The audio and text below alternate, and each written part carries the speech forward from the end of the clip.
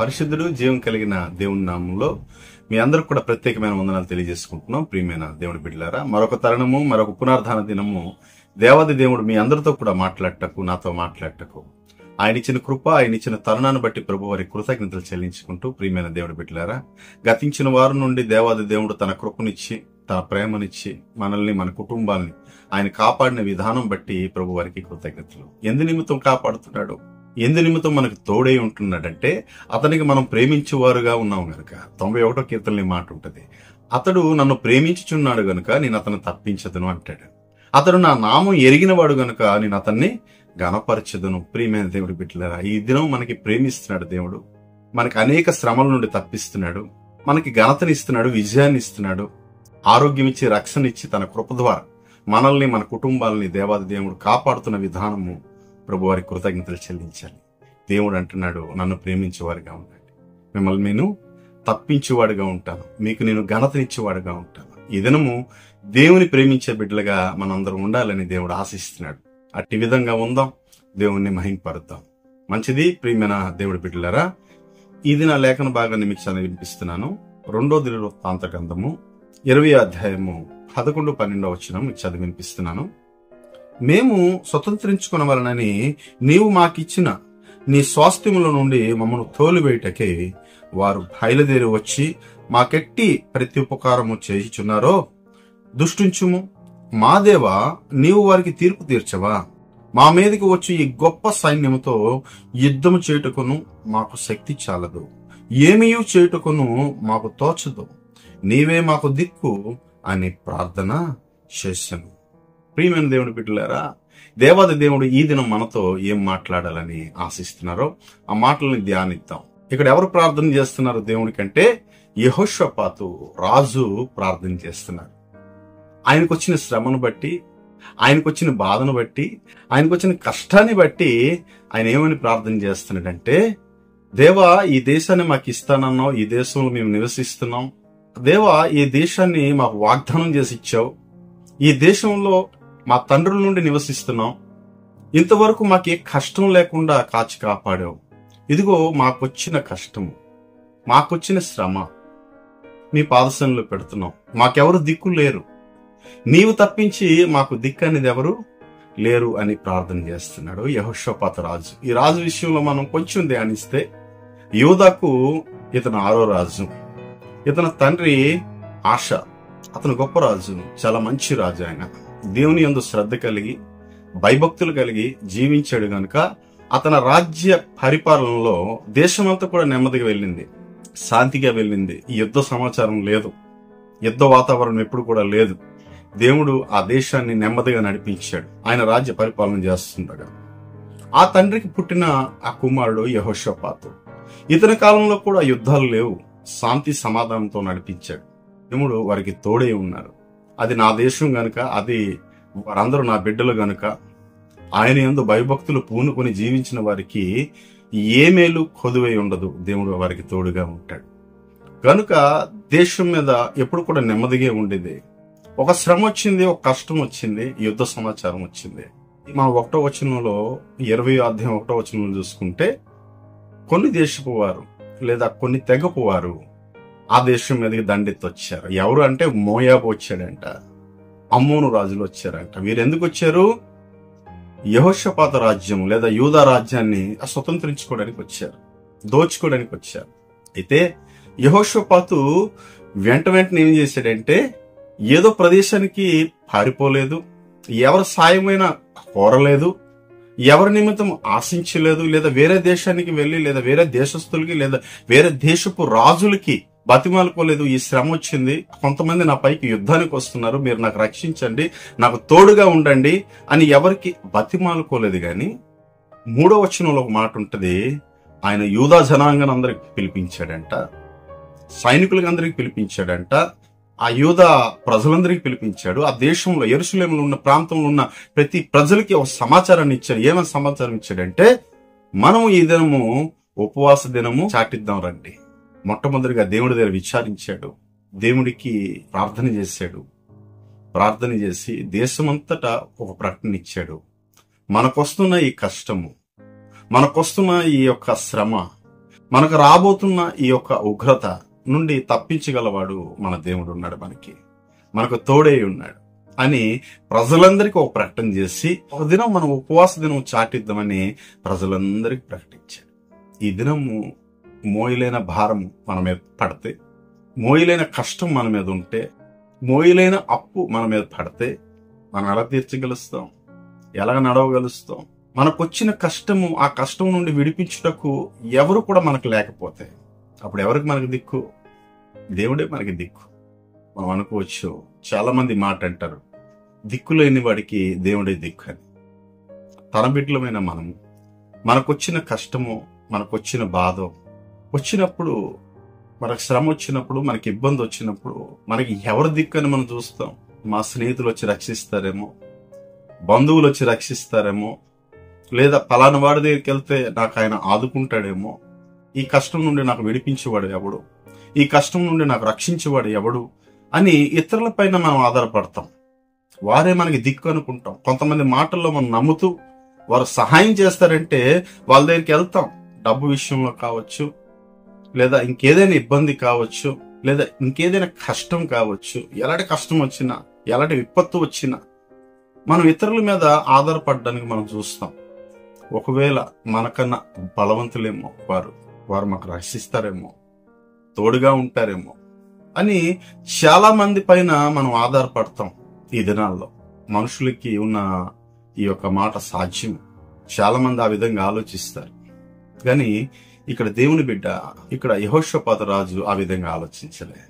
ఆయన ఎవరి మీద ఆధారపడ్డారంటే దేవుని మీద ఆధారపడ్డాడు. మొట్టమొదటిగా నా దేవుడికి నేను చెప్పుకోవాలి, ఆయనకి ఉపవాసం ఉండి మేము ప్రార్థన చేయాలి.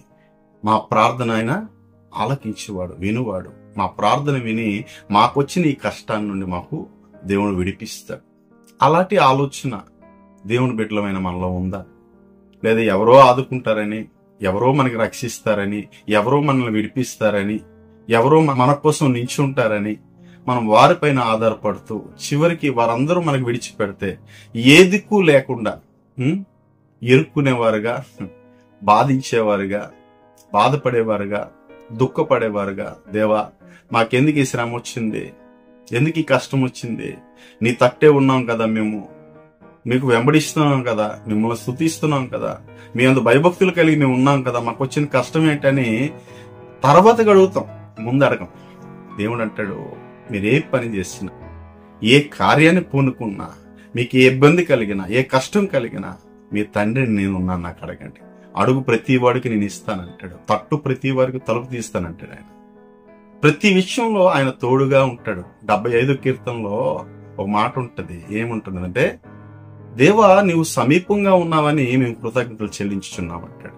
అవును, మన దేవుడు సమీపంగా ఉన్నవాడు, దూరంగా ఉన్నవాడు కాదు.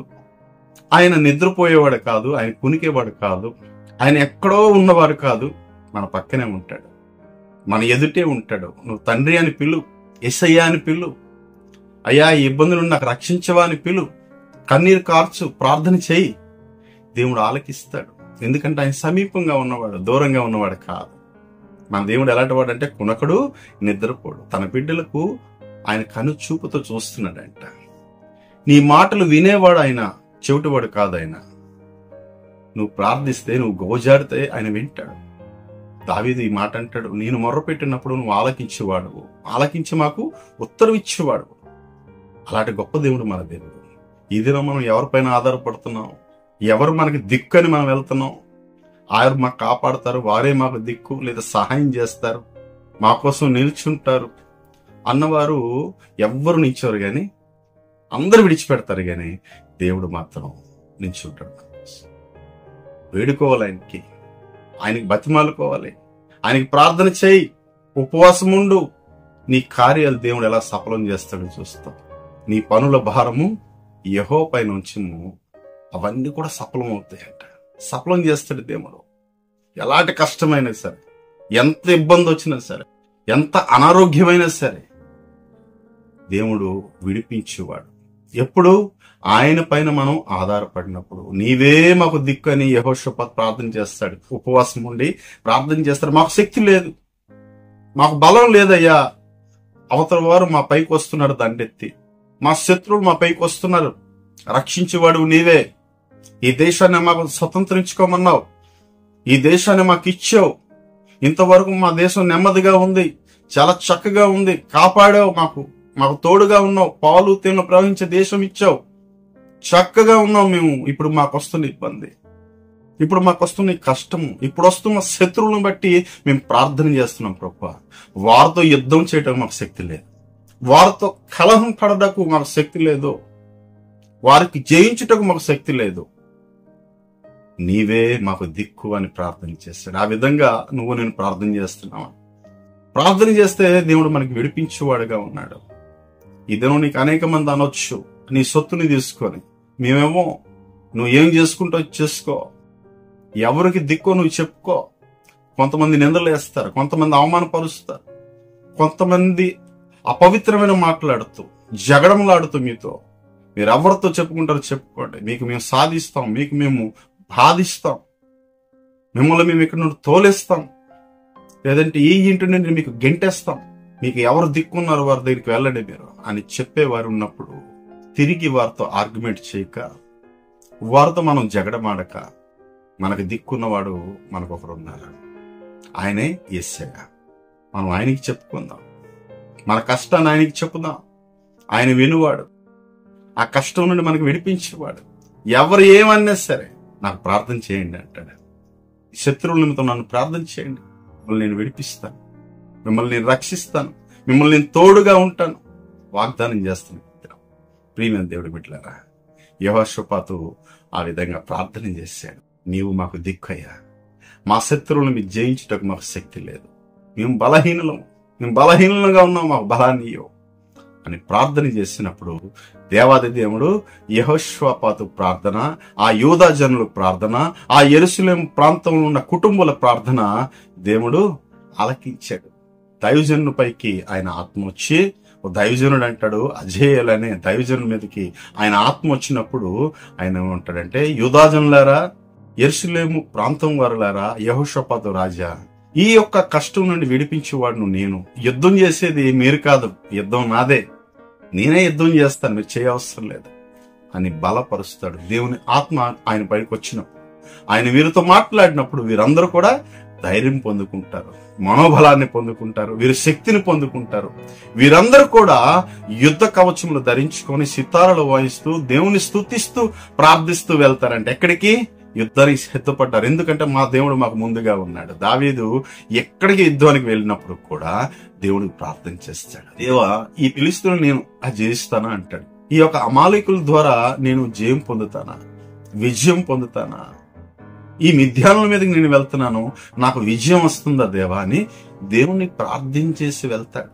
ఈ దినం ప్రార్థించే బిడ్డలుగా మనం ఉన్నామా? ఏ కార్యానికి వెళ్ళినా, ఏ ఉద్యోగానికి వెళ్ళినా, ఏది కొనాలని వెళ్ళినా, బిడ్డల సంబంధానికి వెళ్ళినా, బయటికి వెళ్ళేటప్పుడు ప్రార్థన చేసి వెళ్ళండి. ప్రభువా, ఈ దినం ఇచ్చావు, నీ కృతజ్ఞతలు, ఈ దినమంతా మీరు తోడై ఉండండి. ఆయన తోడుగా మనతో ఉంటాడు.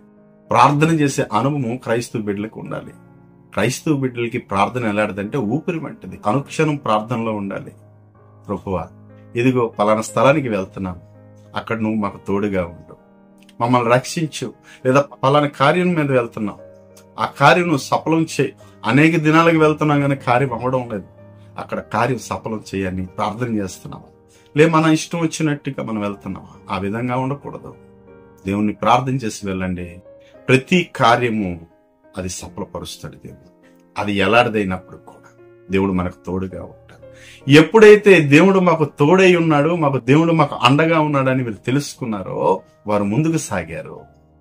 ముందుకు సాగి దేవుని మహింపరుస్తూ ఉపవాస ప్రార్థనతోనే కాదు, దేవుణ్ణి స్తుతించారట, దేవుని ఆరాధించారట. ఆ మాట విన్నప్పుడు దేవుని కృతజ్ఞతలు చెల్లించారు.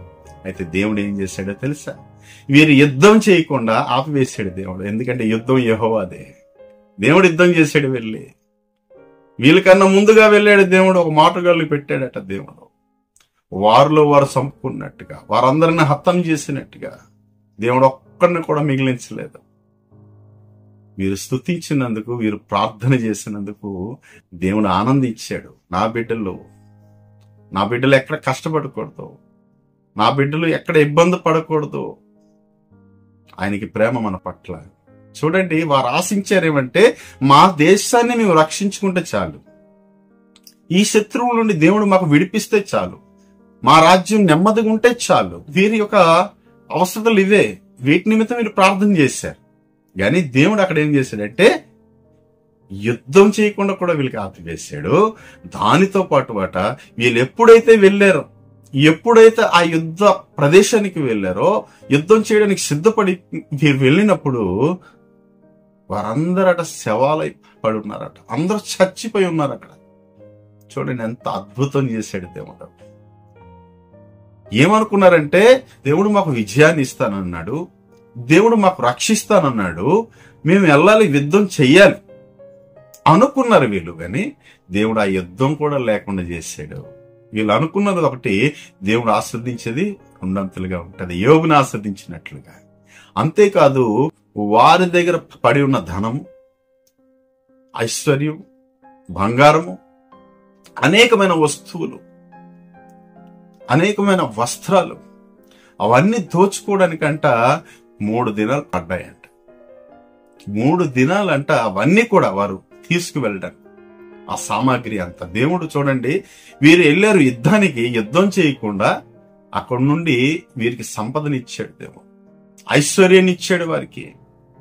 3 దినాలు పట్టిందంట అవన్నీ కూడా ఆ సామాగ్రి లేదా ఆ ధనం దోచుకోవడానికో, లేదా బంగారం తీసుకోవడానికో, ఆ యొక్క విలువైన వస్త్రాలు తీసుకోవడానికో, అవన్నీ కూడా వీరు సంపాదించుకొని వచ్చారు అక్కడి నుండి. దేవుడు ఎలా ఆస్వాదించాడు.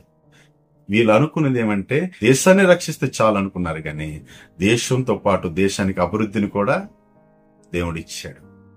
దేవుడి తట్టు తిరిగి వెళ్తే, దేవుని నువ్వు ప్రార్థించేవారిగా ఉంటే, మాకు దిక్కెవరు లేరయ్యా ఈ లోకం మీద, నీవు తప్ప మాకు వేరే దిక్కు లేదు, మా దిక్కు నువ్వే, నీవే మాకు తోడు, నీవే మాకు అండ.